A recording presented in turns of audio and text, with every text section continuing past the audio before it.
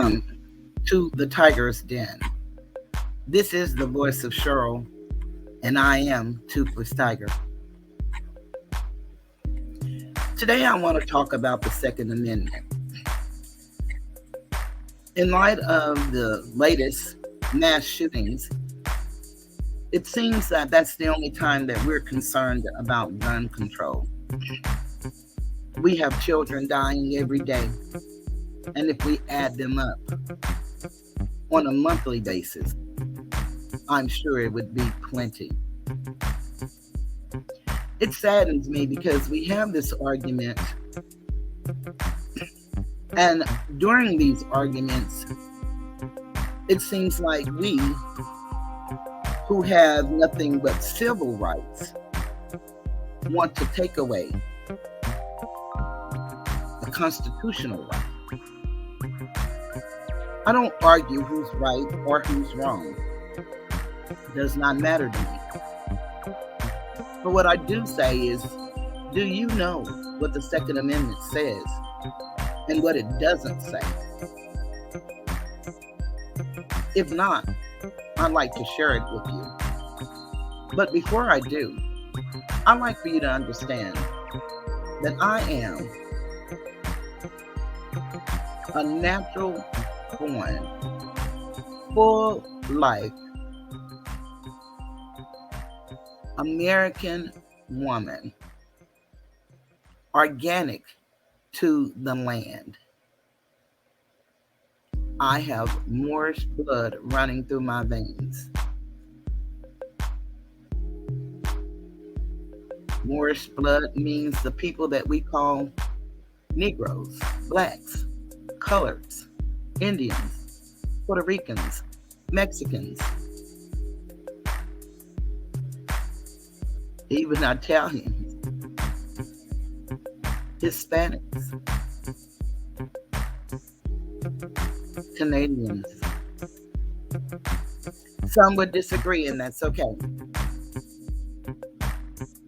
I don't need to hear it. I believe you. Because I know that law begins and ends with you.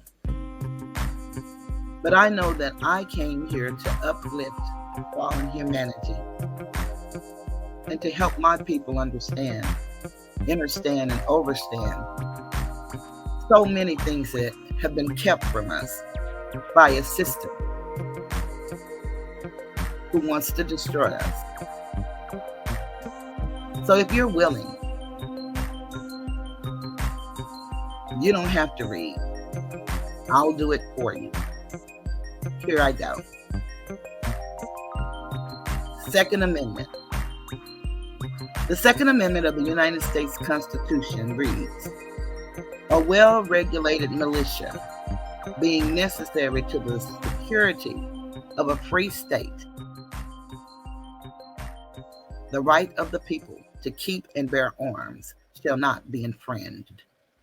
Such language has created considerable debate regarding the amendment's intended scope. On the one hand, some believe that the amendment's phrase, "the right of the people to keep and bear arms," create an individual constitutional right to possess firearms.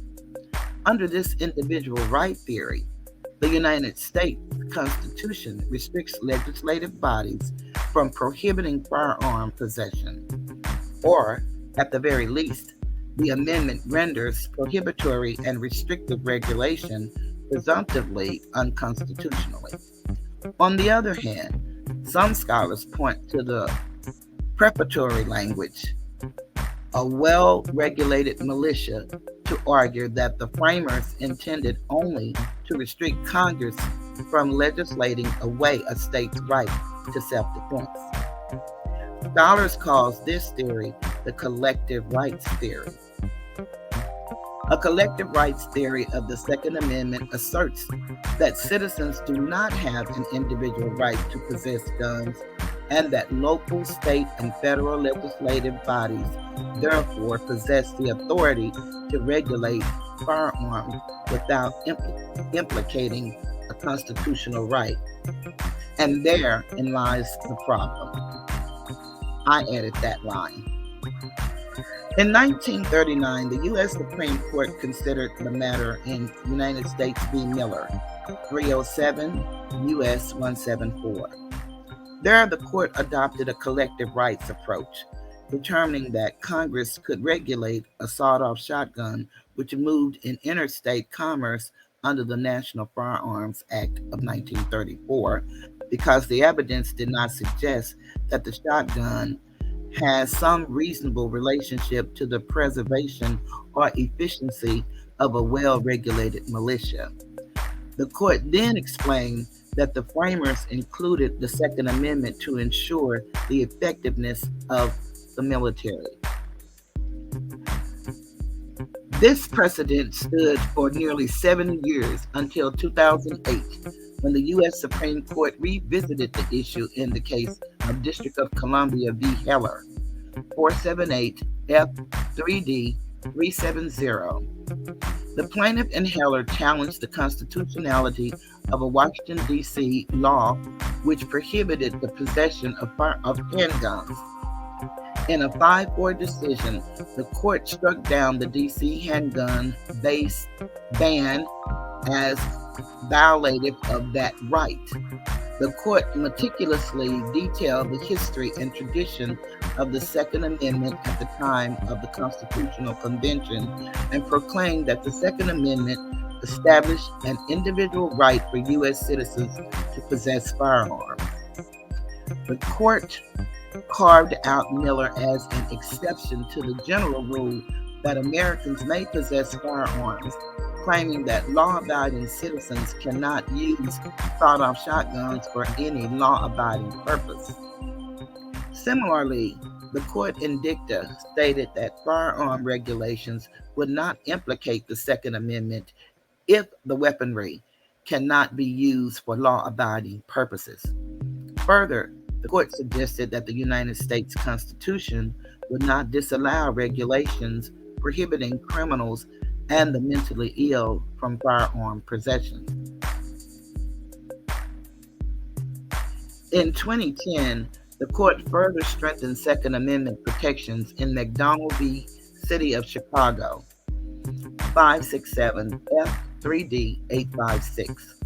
The plaintiff in McDonald challenged the constitutionality of the Chicago handgun ban, which prohibited handgun possession by almost all private citizens. In a 5-4 decision, the court, citing the intentions of the framers and ratifiers of the 14th Amendment, held that the Second Amendment applies to the states through the incorporation doctrine. The court lacked a majority on which specific clause of the 14th Amendment incorporates the fundamental right to keep and bear arms for the purpose of self-defense. While Justice Alito and his supporters looked to the Due Process Clause, Justice Thomas, in his concurrence, stated that the Privileges and Immunities Clause should justify incorporation. Several questions still remain unanswered, such as whether regulations less stringent than the D.C. statute implicate the Second Amendment, whether lower courts will apply their dicta regarding permissible restrictions, and what level of scrutiny the courts should apply when analyzing a statute that infringes on the Second Amendment. Generally, in constitutional law, courts subject statutes and ordinance to 3 levels of scrutiny, depending on the issue at hand. Number 1, strict scrutiny. Number 2, intermediate scrutiny. And number 3, rational basis. Circuit Court opinions following Heller suggest that courts are willing to uphold the following. Number 1, regulations prohibiting weapons on government property. U.S. v. Dorison, 350 Fed APPX, 874, 5th Circuit, 2009, upholding defendant's conviction for bringing a handgun onto post office property. Number 2, regulations prohibiting possession of a handgun as a juvenile delinquent. U.S. v. Renee E., 583 F3D 8, 1st Circuit, 2009, holding that the Juvenile Delinquency Act ban of juvenile possession of handguns did not violate the Second Amendment. Number 3, regulations requiring a permit to carry concealed weapons. Kokaleski v. County of Westchester, 701 F 3D 81, Second Circuit, 2012, holding that a New York law preventing individuals from obtaining a license to possess a concealed firearm in public for general purposes, unless the individual showed proper cause, did not violate the Second Amendment.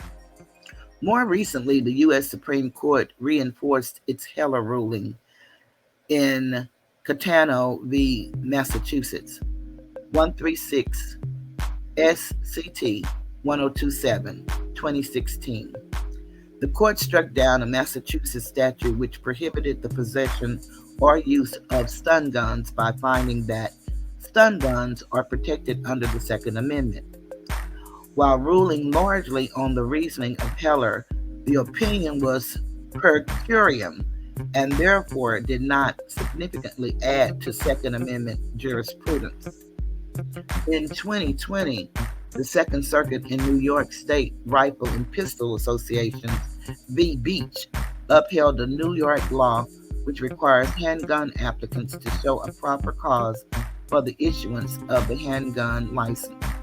In New York State Rifle and Pistol Association v. Bruin, the U.S. Supreme Court granted certiorari in April 2021 to consider the Second Circuit's ruling and heard the parties' oral arguments on November 3rd, 2021.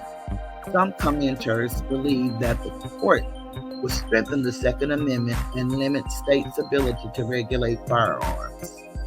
This was last updated in November of 2021 by the WEX definitions team.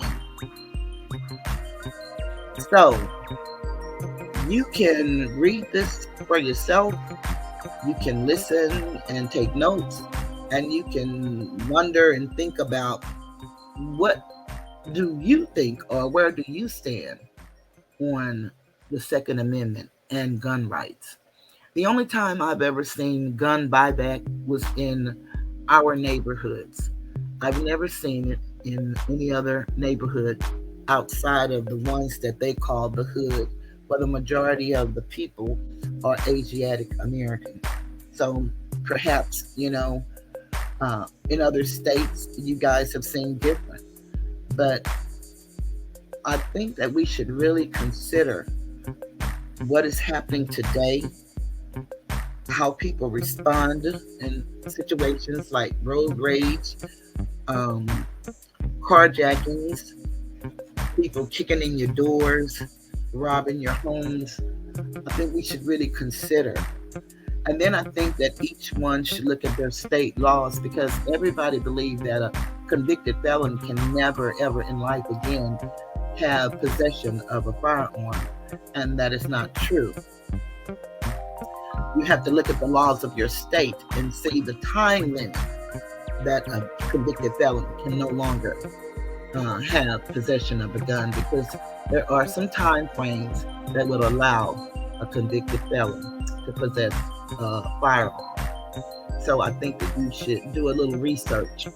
I think if we took away all the guns, then we would be killing some other way. But I think if we took away all of the hatred, then perhaps we wouldn't have a reason to kill. And that's why it is my mission and my purpose to help uplift fallen humanity, and especially my people. We've been bamboozled, hoodwinked, trickery, and then we don't know who to trust, because the people that look exactly like us are the people mainly who put us in the condition in which we're in by selling us out. And when I mean selling us out, I don't necessarily mean selling us as a people. I mean giving us over and they're being rewarded for it.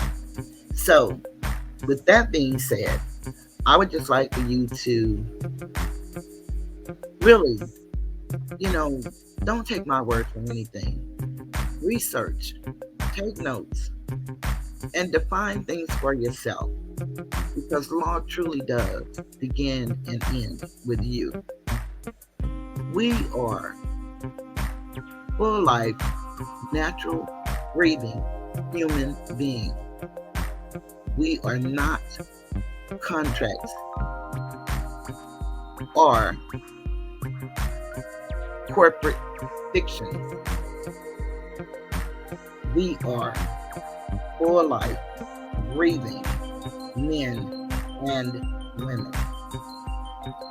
Noble Drew Ali said that the half has not been told. And he said if he told you everything, it would put you back to sleep. I don't know a whole lot, and I'm learning as I go. I've been watching this young man, Rod Hayes. I think if you get an opportunity, you should check him out. And he says some deep stuff, and really sometimes it sounds far-fetched. But given the condition of our people, I would have to say that we may need to start reconsidering what we think is normal or what's okay. And if that doesn't appeal to you, then it's okay. You have a right not to know the truth. And most people don't like truth tellers, because truth has a way of holding you accountable and responsible for not only you, but for everything that belongs to you, meaning your children, your family.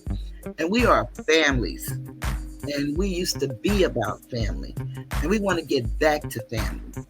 And we have fighting in the family, we have bickering in the family, some even have murder in the family. But for the most part, we have love, we have respect, we have values, we have character, we have each other, we have customs and culture, we have support one for another. And that's where we want to get back. But I thought I would do this Second Amendment because I did not cover the mass shooting. I don't cover stuff like that, but sometimes I hear conversations and it just kind of pushes me to want to share from my perspective. So I hope you got this far. If you did, would you please like, comment, subscribe, and share? I greatly appreciate it. I'm getting ready to leave the tiger's den.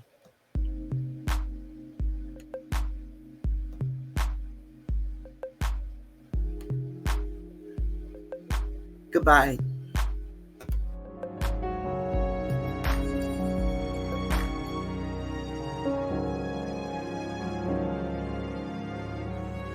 This video was made for education and entertainment purposes only. There's no malice or ill intent from the content creator.